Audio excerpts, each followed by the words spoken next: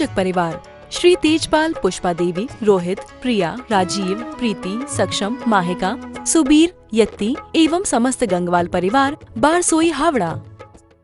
भक्ति की अविरल गंगा में अवगाहन करते हुए निरंतर ही भक्ति की गहराई को समझने का प्रयास कर रहे हैं। वास्तव में जीवन में भक्ति बहुत ही महत्वपूर्ण है। भक्ति मुक्तिदायिनी कही गई है। भक्ति हमारे जीवन के लिए भगवान से जोड़ते हैं। सबसे बड़ी विशेषता तो ये है। दूसरी बात, भक्ति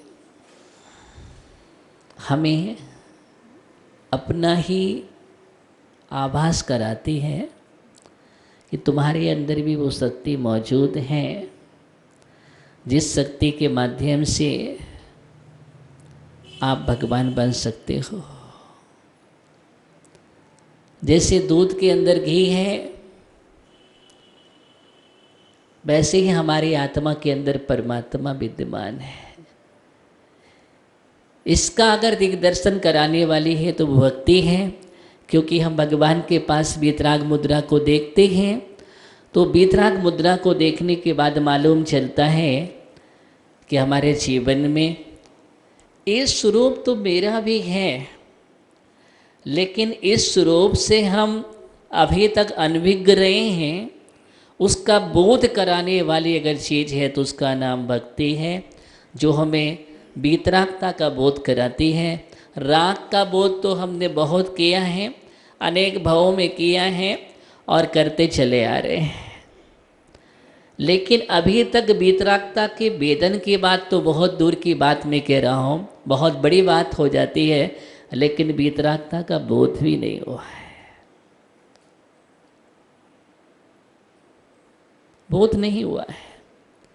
अभी आपको राग का ही बोध है। किसका है? राग का बोध है। राग का अनुभव है। राग को हमने सुना है, राग को हमने समझा भी है,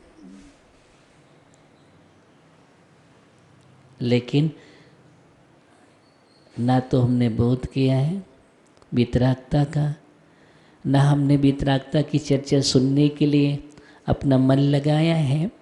और अगर आपसे वीतरागता की बात की जाए तो आपका मन भी, बहुत कम लोग हैं जिनका वीतरागता की तत्व चर्चा जो हम करें उसमें अगर मन लगता हो, और अगर आपसे कोई संसार की कहानी सुनाने लग जाए तो आपका मन बहुत अच्छा लगेगा।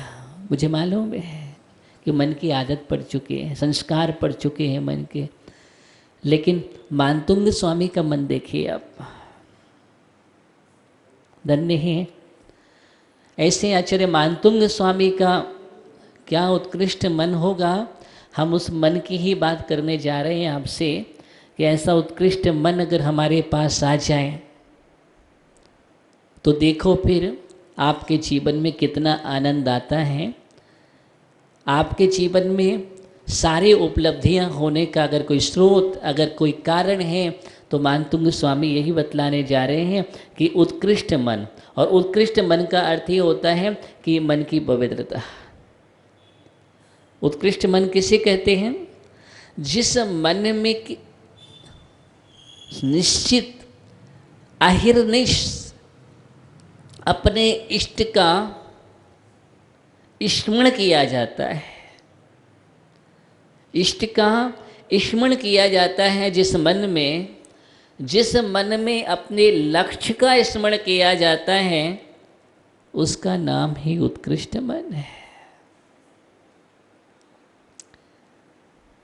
अभी हम स्मरण करते भी हैं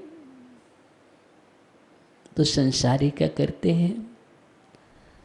राग द्वेष का करेंगे, स्मरण करेंगे तो स्मरण हम करेंगे तो किसी से हमारी घनिष्ठता है, मित्रता है, जो हमें पसंद है,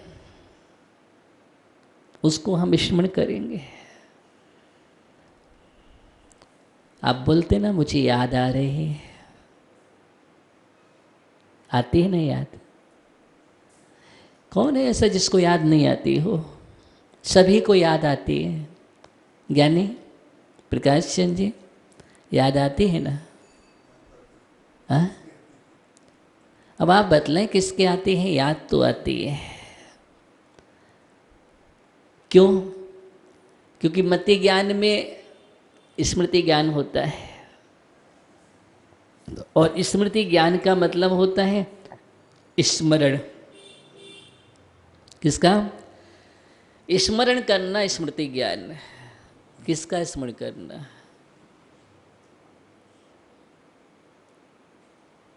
ये आपके ऊपर निर्भर है कि आप किसका स्मरण करते हैं, है?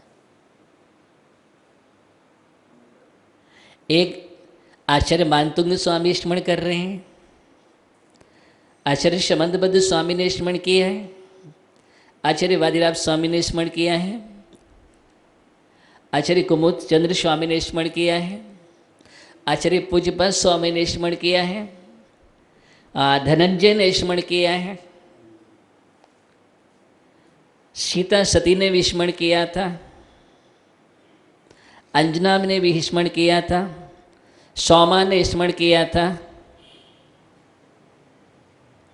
आप क्या कर रहे हैं? आप कैसा स्मरण कर रहे हैं? क्योंकि आप भगवान के पास बैठते हैं और बैठने की आदत तो है। अब बैठते हम कितने हैं और क्यों बैठते हैं ये तो आप ही जानते हैं, और कितना हम बैठ पाते हैं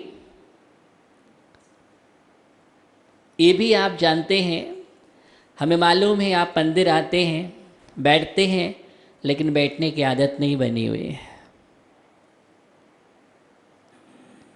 बोले महाराज कैसा कह रहे, हम तो इतनी देर तक बैठे हैं और हम सोचते हैं कि कम से कम इतना तो बैठ लिया हमने, लेकिन भगवान के पास आप कितना बैठते हैं मैं उसकी बात कर रहा हूँ। आप परमात्मा से जितने क्षण मिलते हैं, जितने क्षण आप चर्चा कर लेते हैं बैठ कर के, उसका नाम ही बैठना है, बाकी आपका बैठना नहीं है। मैं उसकी चर्चा कर रहा हूँ। मानतुंग स्वामी बैठे थे और इतने बैठ गए कि उनके हृदय में ही आदि ब्रह्मा आदिनाथ भगवान बैठ गए। क्या हुआ? उनके हृदय में ही आदिनाथ भगवान विराजमान हो गए। और जिस दिन आदिनाथ भगवान विराजमान हो जाएं, या बासपुज भगवान विराजमान हो जाएं, या चंदा प्रभु विराजमान हो जाएं, या भगवान महावीर स्वामी या पारसनाथ 24 तीर्थंकर में से कोई भी तीर्थंकर तुम्हारे अंदर विराजमान हो जाएं, तो समझ लेना कि अब हमारे जीवन में भक्ति का शुभारंभ हो चुका है। आस्था का द्वार खुल चुका है हमारे जीवन में सम्यकता आ गया है, और अब हमें परमात्मा का मार्ग मिल गया है। अब हम परमात्मा के पथ पर आराम से चल सकते हैं और अपने परमात्मा को हम प्रकट कर सकते हैं, क्योंकि हम इधर परमात्मा को हृदय में स्थान देते हैं और हृदय में विराजमान कर देते हैं। पढ़ते हैं मेरे उर के सिंहासन पर पधराऊँगा तुझे, ये आप पढ़ते हैं मैं हृदय के सिंहासन पर पधराऊँगा। क्या करूँगा? हृदय के सिंहासन पर अत्र मम सन्निहितो। भक्ति कर समय आप बोलते हैं अत्र मम सन्निहितो, मेरे हृदय के सन्निकट हो जाइए। समीप, सन्निहित का मतलब होता है समीप पहुंच जाना और अपने अंदर सिंहासन पर विराजमान कर लेना। जरा देखो आपका हृदय सिंहासन बना के नहीं बना है? आपका हृदय कमलासन बना है कि नहीं बना है? क्योंकि भगवान ऐसे नहीं बैठते। कहाँ बैठते हैं भगवान? हाँ, सिंहासन पर बैठते हैं, कमलासन पर बैठते हैं। लेकिन हमें अपने हृदय को कमलासन बनाना पड़ेगा। हृदय हमारा कमल की तरह बना है कि नहीं? कमल कितना मृदु होता है। या सिंहासन का मतलब है, कमलासन का मतलब है हृदय की तरलता, हृदय की सरलता। हृदय में कोई वक्रता नहीं होना चाहिए, हृदय में कोई कठोरता नहीं होना चाहिए, हृदय के अंदर कोई छल प्रपंच नहीं होना चाहिए। साफ स्वच्छ हृदय को बोलते हैं, यही कमलासन है। कितना हृदय आपका पवित्र हुआ है और आप पढ़ते हैं, इसलिए आप पढ़ते हैं कि झाड़ू रोज लगाया कर। अब लगाते हैं कि नहीं लगाते हैं आप लोग झाड़ू, ये तो आपके ऊपर है। कितनी झाड़ू लगा रहे हैं ये आप ही बतलाएंगे। लग रही कि नहीं लग रही है, अथवा कचरा में बैठे हुए हैं फिर भी हम चले जा रहे हैं और हमें कचरा भान ही नहीं हो रहा है कि हमारे अंदर कौन कौन सा कचरा मौजूद है। हम कभी कोशिश ही नहीं कर रहे हैं। भगवान यही कह रहे हैं कि अपने अंदर में, हृदय में, मन के कोने में जो जो कचरा है उस कचरा को साफ करो, स्वच्छ करो। देखो भगवान आएंगे, आएंगे ना। आप भजनों में बहुत सारी पंक्तियां बोलते हैं, आंगन नहीं वो आ रहा है, कैसे आए भगवान।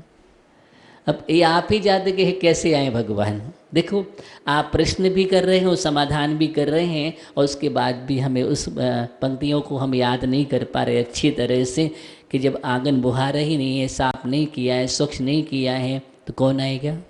मेहमान भी आएगा ना तो वो भी नहीं बैठना पसंद करेगा। करेगा क्या। आपके घर में कूड़ा कचरा पड़ा हुआ है और साफ स्वच्छ नहीं है और वहाँ आपसे कहा जाए कि आप बैठिए, सुमंत ज्ञानी क्या करेगा, बैठ जाएगा, नहीं बैठेगा, तत्काल कहेगा यहाँ पर सफाई नहीं की गई है क्या, पहले इस कचरा साफ करो। साफ होना चाहिए, गंदगी मुझे पसंद नहीं है। जय कुमार जी तत्काल पहुँच कर गंदगी मुझे पसंद नहीं है, इधर आओ कचरा साफ करो। ये कौन बैठेगा यहाँ पर, कौन बैठेगा। जब एक सामान्य लोग बैठना पसंद नहीं करते हैं तो हम परमात्मा को बैठने की बात करते हैं, हम भगवान को विराजमान करने की बात करते हैं कि भगवान आ जाओ मेरे अंदर, बैठ जाओ, समा जाओ। इतना सरल नहीं है कि आ जाए तुम्हारे कहने से बैठ जाओ, समा जाए। कहाँ समाएंगे, कहाँ बैठेंगे। इतनी तुमने स्वच्छता भी प्रदान नहीं की है, इसलिए मंदिर में हम भगवान को विराजमान करते हैं। कहाँ करते हैं, घर में विराजमान नहीं करते हैं, मंदिर में विराजमान करते हैं। और मंदिर पवित्र आलय होता है। क्या होता है, मंदिर एक पवित्रता का स्थान होता है जहाँ पर किसी भी प्रकार की गंदगी नहीं होती है। मंदिर ऐसा चमन होना चाहिए, ऐसा लगना चाहिए मंदिर कि हमारे प्रभु विराजमान हैं। और अगर मंदिर में भी कचरा हो जाए और हम देखते रहें तो इसका मतलब जब मंदिर में सही तरीके से तो अंदर आने वाले तो भगवान है ही नहीं, बिल्कुल नहीं आएंगे। अगर मंदिर में कहीं भी गंदगी दिख रही है तो एक बात मैं कह रहा हूँ आपसे, आप माली का इंतजार मत करें। किसका, आप माली का इंतजार मत करिए कि वो आएगा साफ करेगा तब तक पड़ा रहेगा। आप भी झाड़ू उठा करके लगा सकते हैं और मंदिर में झाड़ू लगाना यही सही भक्ति का रूप है। क्या है, यही सही भक्ति का रूप है। समस्त काम मंदिर के हमें अपने हाथ से करना चाहिए। गर्भालय में आप लोग अभिषेक करते हैं, पूजन करते हैं, साफ सफाई आपको ही रखना चाहिए। ऐसा नहीं वो आएगा प्रवेश दे दिया, नहीं, आप स्वयं साफ सफाई करिए। इसका नाम भक्ति है। सब कुछ स्वच्छ होना चाहिए। हम पूजन करते हैं, लाइए जल खींच करके स्वयं लाइए। आज जल नहीं था, मैंने अभिषेक नहीं किया।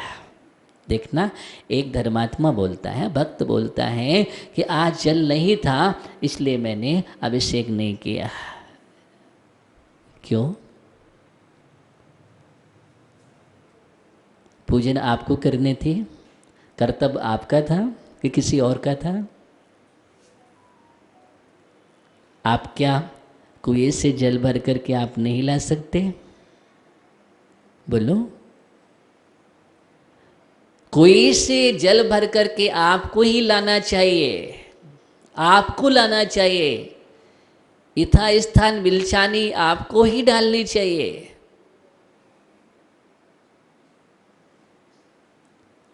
शुद्ध रीति से आपको ही उसको प्राशुक करना चाहिए।